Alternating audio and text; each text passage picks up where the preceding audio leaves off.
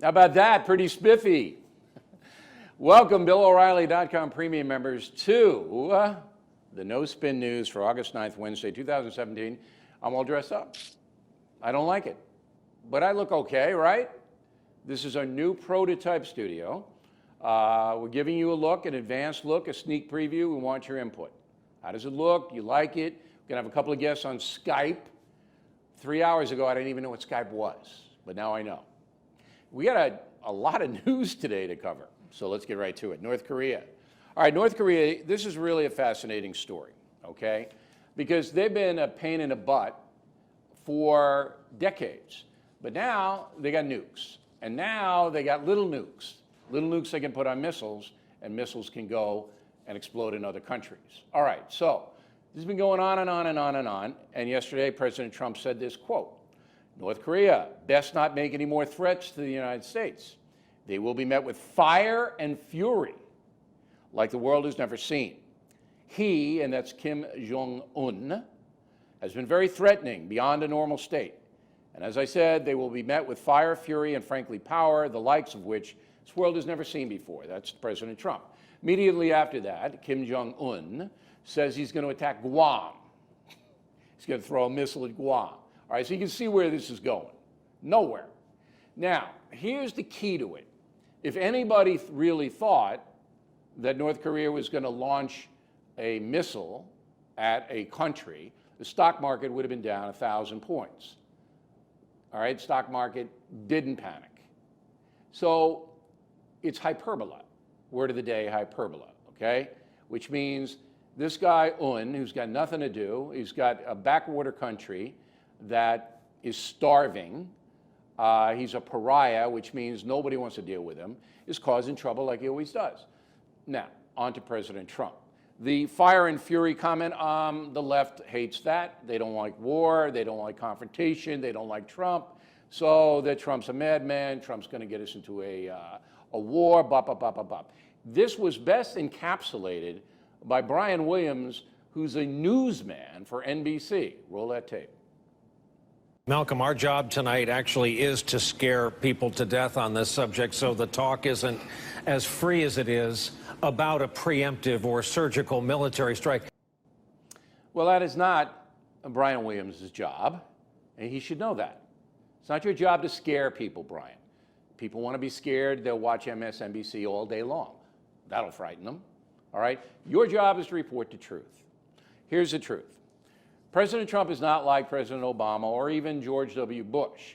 He's more like Dick Cheney, all right? He sees the world in good and evil terms.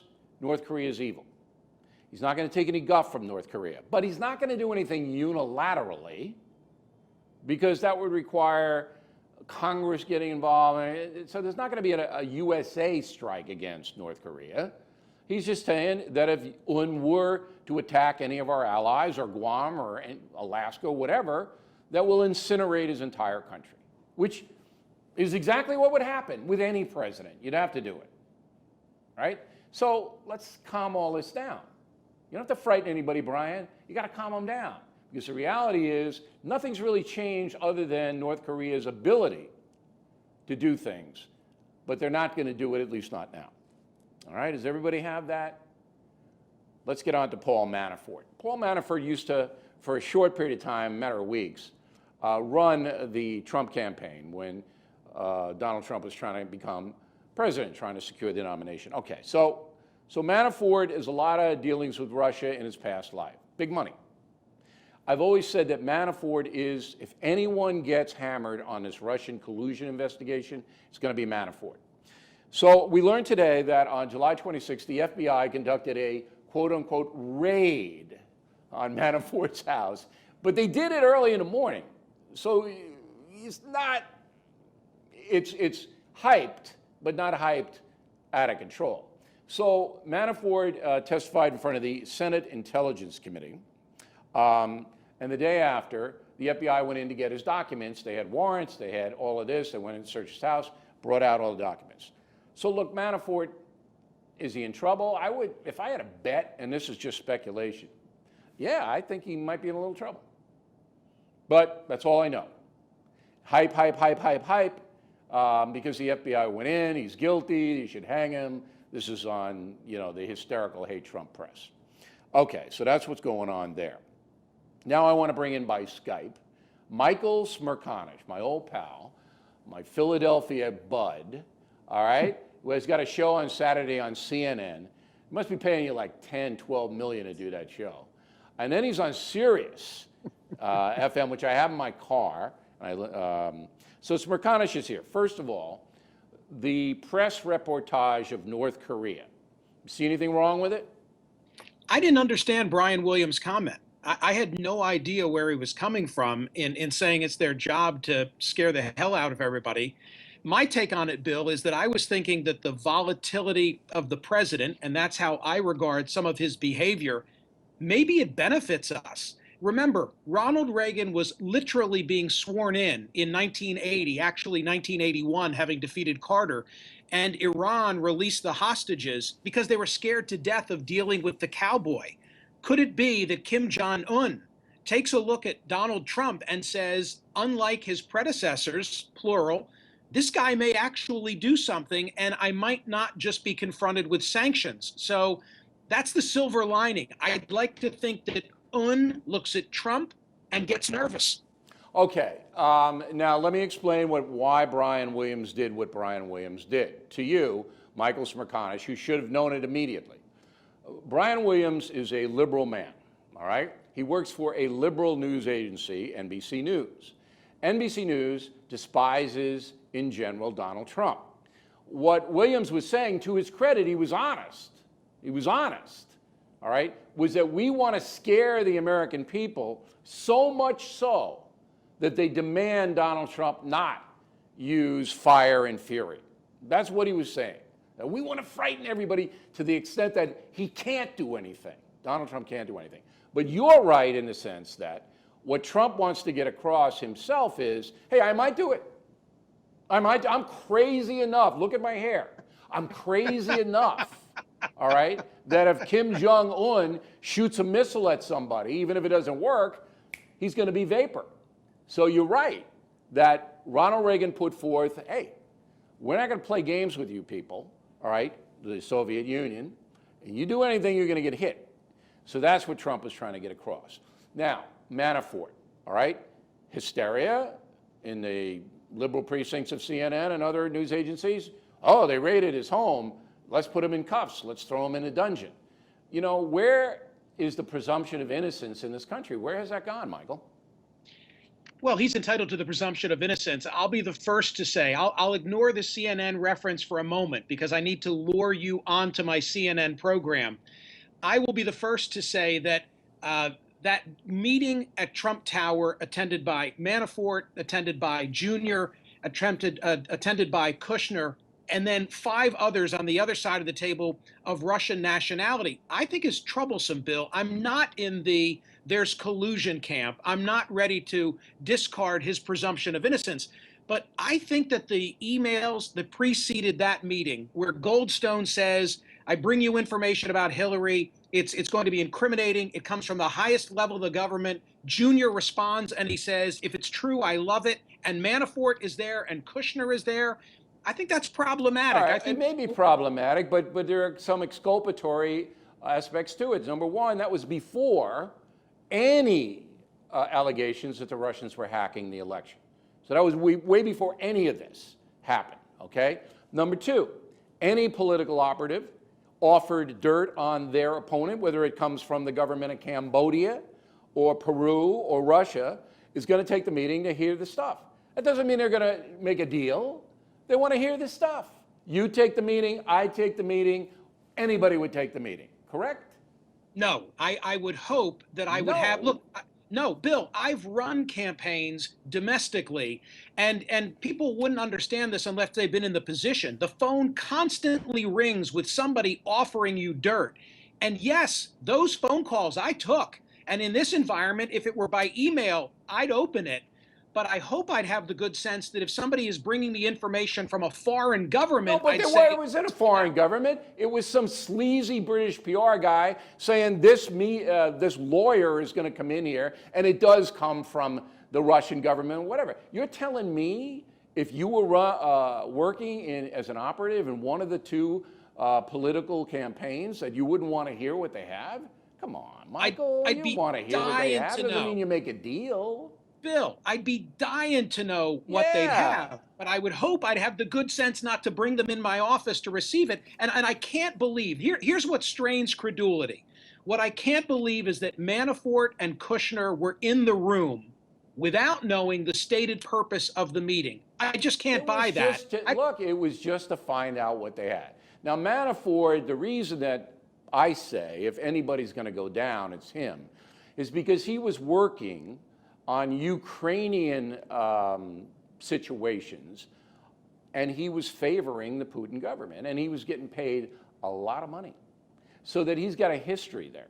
Now, they're there as journalists, Michael. As journalists, you say, okay, now this makes a little bit of sense, that if Manafort was making a lot of money from Russia, pro-Russian concerns paying him, that he might have had that carry over into the Trump campaign. So he might have done some stuff. Maybe, could have. Again, presumption of innocence. The guy's cooperating with all the Senate investigators, cooperating with Mueller, whatever. But if somebody goes down, I think it might be him. Fair? Is that a fair analysis of it? I think it's a fair analysis. I would say two things. In your talking points memo, you noted the timeline that this happened in the pre-dawn hours, just a day after his most recent Senate testimony. Common sense tells me, Bill, that something was said in the course of that exchange that sent off alarm bells within Mueller's office, and they said, we need to move quickly.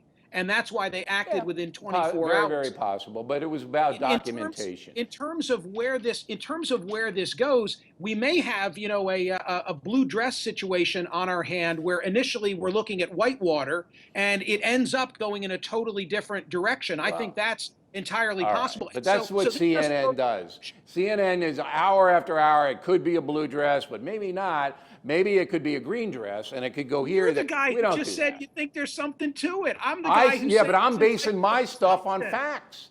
I'm basing it on facts that Manafort was in the world. He was there in the world.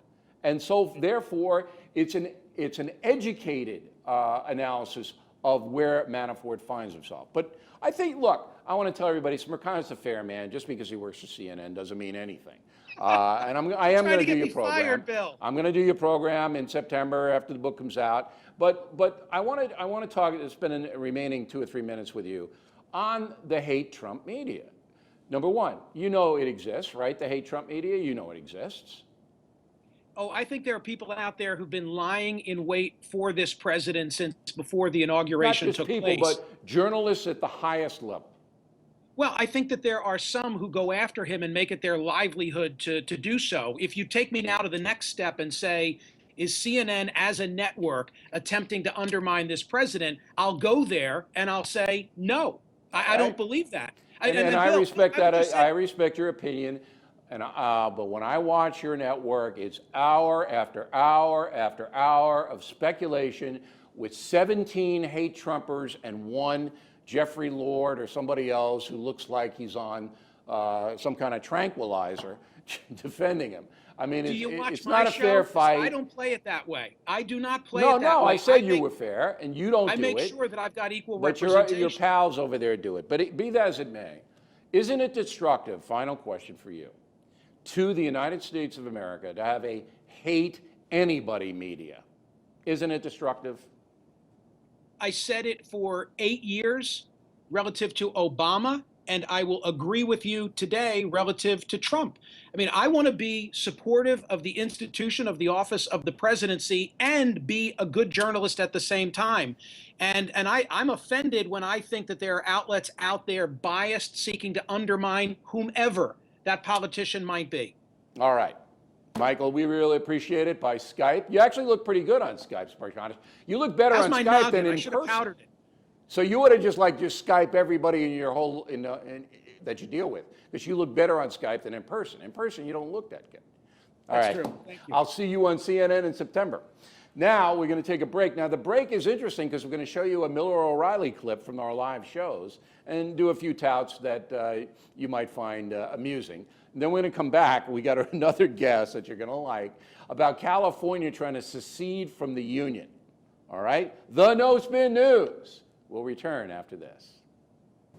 So whatever happened to Dennis Miller? Well, he's on the road with O'Reilly in the Spin Stops Here tour. We're going to give you a look at that, an exclusive look. So let's roll that now. This question for me, am I going to work at the White House? No.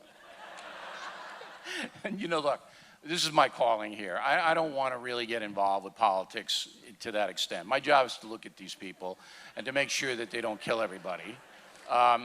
Wait a second, I'm onto something weird here.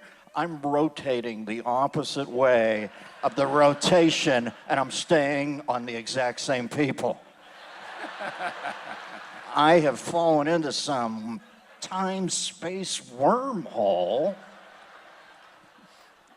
Are you okay, Miller? Are you all right? Yeah, I'm okay. Okay. So Miller and I will be in Baltimore at the Royal Farms Arena on Friday night, September 22nd.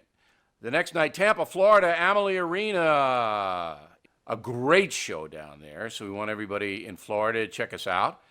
Then in December, we're at Caesar's Palace in Las Vegas. Always a blast, always sold out. That's on Friday, December 15th. Then Saturday, December 16th, Anaheim, California. Big show at the Honda Center. So all the premium seats are sold out, but we do have good seats available for all the shows. And we'll link you right over to the box offices. So come see Miller and O'Reilly and make great gifts, by the way. Early Christmas gifts for the Vegas and Anaheim shows, and birthday gifts or whatever you need for Baltimore and Tampa. In addition, on the website, we have a whole bunch of stuff that you should check out. And, you guys know what the drill is. But first of all, we have the kids' book, The Day the World Went Nuclear. That's off Killing the Rising Sun. Both of these books adults can read, obviously.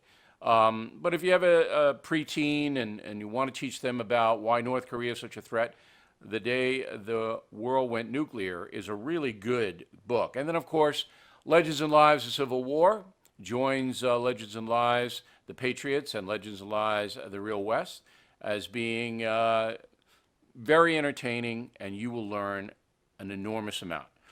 And if you pre-order Killing England, which is out on September 19th, that's coming up fast, you get 50% off all my other Killing books. So this is a fantastic deal. Killing England, the brutal struggle for American independence, and people don't know how brutal it was. They don't know about George Washington, Benjamin Franklin, Thomas Jefferson will tell you unvarnished truth about the guys. So you will like Killing England. And the other Killing books, they've been very, very successful. If you haven't really started the Killing series, it's worthwhile doing. And finally, if you want a few laughs, Old School Life in the Sane Lane, Bruce Fierstein and O'Reilly put forth the snowflake culture versus traditional Americans. This is a good beach read. And we need some levity these days. Thank you for sitting through those spots. They weren't too bad, were they? We have to do that just to move the products along. All right, let's get back to the No Spin News. California may secede from the Union. Listen to the applause. I love California, but I don't know how it got so screwed up. We're going to find out. Also, they have a Senate Bill 5-4. It's called SB 54, which would make the entire state a sanctuary state. And the official thing is SB 54 would repeal existing law which requires the police to notify U.S. Immigration and Customs Enforcement, ICE, when there's reason to believe that a person arrested for a violation of specific controlled substance provisions may be an alien, and that's drugs. So they basically say, look, California's saying we don't want anything to do with the federal government.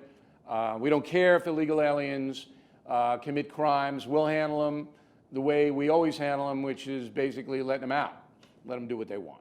I want to bring in my pal, Ruben Navarrete. He's a syndicated columnist, San Diego-based guy. Ruben, you think the SB 54, it's already passed the Senate, but they're crazy people. Will it pass the California Assembly? It will, Bill. It will pass the Assembly. It will go to Governor Brown's desk. And the question mark is whether or not Governor Brown will sign it as is currently written. He said 2 days ago on Meet the Press that he's not sure he will. He thinks it needs to be changed. Okay, because if he does sign it, then pretty much all federal aid is going to stop to California, in my opinion. That's the price that the state will pay for basically defying federal law. You agree with that? That's right. About $18 million in federal law enforcement dollars will not make its way to California. That's not why Jerry Brown is hesitant about it. He's scared. He doesn't want the Democratic Party, he himself and the people around him, to be tagged as soft on illegal immigration. So he's trying to have it both ways, like a lot of Democrats do on immigration. Boy, it'd be interesting. If he vetoes that, I'll have a lot of respect for Jerry Brown, because federal law, you don't like the law, change the law, okay? But you just can't have anarchy in states saying, you know what, we're not obeying it. That's what happened before the Civil War. That's why we fought the Civil War between the states. All right, now there's another movement, Brexit, Calexit, for California to leave the Union, and they're trying to get a bunch of signatures. They need about 600,000 signatures to put this on the ballot, I guess. Where is this, New Ruben? A lot less serious than the first issue. Not going to get very far. All right, you're breaking up a little bit. So you said it's not a lot less serious. The Calexit's not going to happen, right? Happen. It's anti-Trump. 100% anti-Trump. If Trump hadn't won the election, we wouldn't be talking about this. It's a symbolic gesture by some left-wingers here in California. Okay. We're having a little trouble with your Skype. Our first Skype was good, but the second one, I just want to reiterate what Ruben said. He said this is a lot less serious than the SB 54. This is an anti-Trump play. They hate Trump in California, and they're trying to embarrass him by saying we want to leave the Union. Whereas many people throughout the country would say, bye-bye, because, and this is but this is a serious thing. I love California. You're a San Diego guy. It's a beautiful state. It's a diverse state. You get everything you want in the world in California. It's the land of opportunity. People go there to build good lives. Why has it been so corrupted by far-left politics, Ruben? Because of the power of public sector unions, in part, the fact that they own and control the Democratic Party, the fact that Republicans have done crazy and clumsy things on immigration in the past, have scared off Latinos and put us into the Democratic camp. And the Democrats take full advantage of that to take care of their buddies in organized labor. And the public employee unions have really bankrupted the state. All right. That's a good analysis. And Ruben, you're an honest man, and we really appreciate you coming on today from the Golden State. A couple of other things, and we'll wrap it up for you. Colin Kaepernick doesn't have a job. He's a San Francisco 49er quarterback who wouldn't stand for the national anthem. The 49ers cut him. 29 years old. Decent player, not great. Backup quarterback on any team now. Is he good enough to play? He is good enough. But nobody wants to sign him because it's a distraction. And the football teams, they hate distractions, they hate controversy, they just want to make money. So Spike Lee was allegedly putting together a demonstration on August 23rd at NFL headquarters in New York City in support of Kaepernick, but now Mr. Lee says this is not his idea, it's not really, don't blame him or whatever. Here's the bottom line. Colin Kaepernick does not deserve to be blackballed, and I don't think he's being blackballed. I don't think there's an organized NFL thing, so he doesn't get signed. However, he's a huge distraction. And is it worth a backup quarterback to come in and have 3/4 of the fans booing every time he steps out on the field, and then he polarizes the locker room? Some people sympathize with him, some people don't. Is it worth it? I think somewhere down the line, Kaepernick will get back in the league, but this is a story that is very fascinating. Kaepernick has a right to be a protester, has a right not to like his country. He feels it's oppressive to blacks and minorities. Okay, so he has that right. But the consumer, the people who go to the games, have a right to say, you know what? We don't want this. We don't want political protests at a football game. Consumer has a perfect right to boo the heck out of Colin Kaepernick, all right? But I don't think it should go beyond that. I don't think the guy should be blackballed. Mail. All right, here we go. Mary Maybeno, Mesa, Arizona. I became a premium member 3 weeks ago and must say Tuesday's podcast about the opioid problem was quintessential O'Reilly. As a retired pharmacist, I totally agree with you, except I differ on the notion that addiction is a disease. When people call it a disease, the national assumption is that it's not the addict's fault or they can't help it. Look, it's a disease, Mary, in the sense that some people are more susceptible to addiction than others. I have addiction in my family, all right? Irish have a predilection to drink too much. It's not a cliche. I don't know why it happens, but you got to watch it. So in that case it is. But you're right. You can kick drug addiction, just like you can kick alcohol addiction and cigarette addiction, or any addiction. So it shouldn't provide an excuse for people to abandon their children. Lisa Vartanian, Woodland Hills, California. Your summation of out-of-control drug use in America was excellent. The excuses that progressives make are pathetic.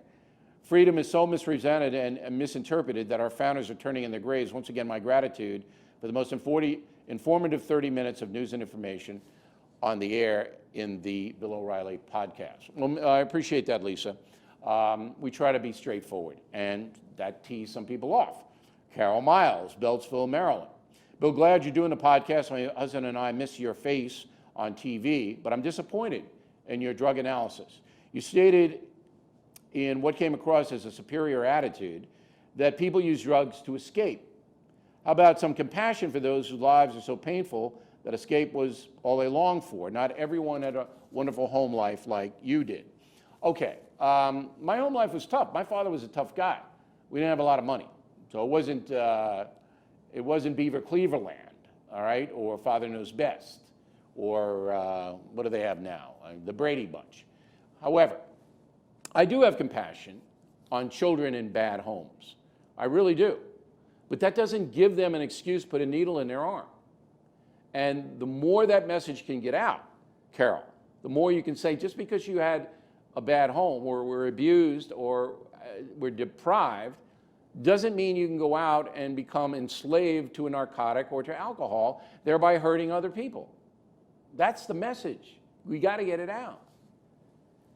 Lawrence, Clarkston, Scotland. Bill, Bill, the legalization of drugs has one overwhelming advantage, namely that it removes the cash flow now going to criminals. I'd be interested to see the research that compares the social impact of probable drug use versus the removal of the criminal element. So would I. It's a public health situation. You basically, Lawrence, are saying, okay, we surrender. We'll give anybody any drug they want free because we don't want the cartels and the gangsters to get money. But on the other hand, once that happens, you're going to have very easy access to narcotics. And that's going to impact this country, America, and your country, Scotland, in a very negative way. I think there's a middle ground. Victoria Ketting, Vandalia, Ohio. Bill, the reasons you mentioned in your podcast for the opioid addiction are only partly correct. Certainly personal choices, need to escape, etc., have been around forever, and the national attitude toward drugs increased in the 1960s. But the present problem is due to pharmaceutical companies. Yes, in a degree that the pharmaceutical companies and some bad doctors overprescribed opioids, but the reason that people continue to take them for recreational use is social. Beverly Best, Rock Ledge, Florida. I'm frightened by North Korea's actions. Is there anything you can say to make me feel better? Well, on top, I said that there's probably not going to be a missile launch from North Korea. I hope that makes you feel better. If there is, then North Korea is toast. I mean, that's just a reality. But UN's probably not going to do it. Brian Wells, Cincinnati. There's something about the North Korea situation I do not understand. Soviet Union had technology to react with us a long time ago, but they never did. Well, that's because it was mutual destruction. Same thing with China. I mean, those governments know they launch, they're dead. Un knows it too, but maybe he doesn't care. It's the crazy factor that is causing all those things. Sandra, Roanoke, Virginia, love the killing books. I used Lincoln's Last Days with 5th graders. I'm considering using Kennedy's Last Days, which prompts me to suggest you consider a project about civil rights. The Martin Luther King story is very interesting, but a lot of that stuff's so classified. When it comes out, we'll take a look at it, Sandra. And you know I respect you for being a teacher, and have those 5th graders, they'll like the killing books. Greg Fallon, Windermere, Florida. I've been a PM since you started this format in April, thank you. And I can't thank you enough for your honest, fact-based take on the news today. I upgraded my membership from month to annual and have pre-ordered Killing England, and I can't wait to get it. Excellent. Now, this is designed to bring everybody into the annual premium membership fold and spread the word. If you like it, we want to hear about it. If you don't like it, we want to hear about it, okay? If you think we can improve anything, we're sorry about we had a little technical difficulty on the Skype in San Diego, but we'll iron it out. But this is essentially what we're going to try to do. I think. Anything could happen, but I think. But we want to hear your feedback, all right? And finally, a couple of things. This shirt, high bar shirts, it's all about the collar. You want the best shirts in America? High bar, okay? And on our website, you get a big discount. So check that out. We have that for you. Word of the day, do not be austere when doing anything. We will be back tomorrow, and we really very much appreciate you being premium members.